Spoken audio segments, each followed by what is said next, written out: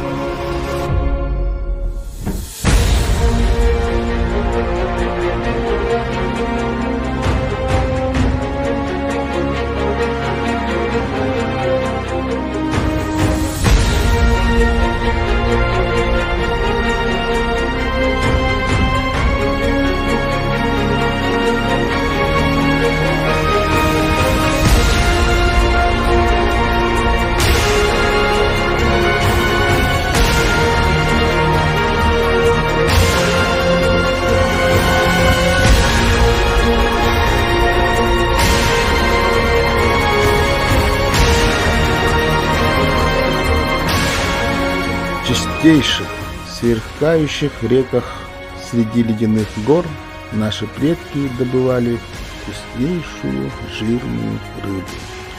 Мельник, чир, муксун.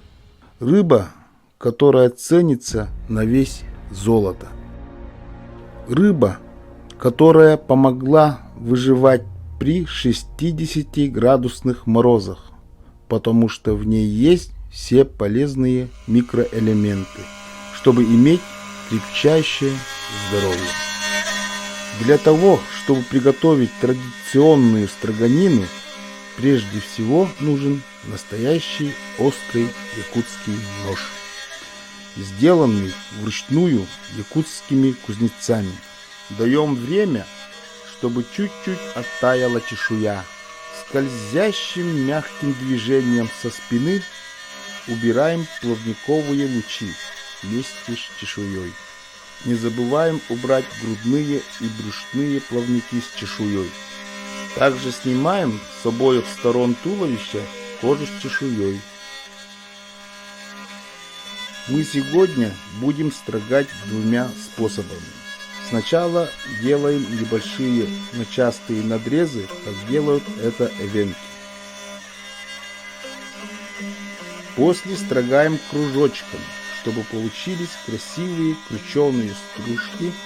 Нужно слегка менять угол наклона лезвия ножа. Если у вас хороший якутский нож, все делается в удовольствие. Мягко, быстро. Тут важно почувствовать рыбу в стадии ее отмерзания. Она не должна быть слишком мерзлой и слишком оттаившей.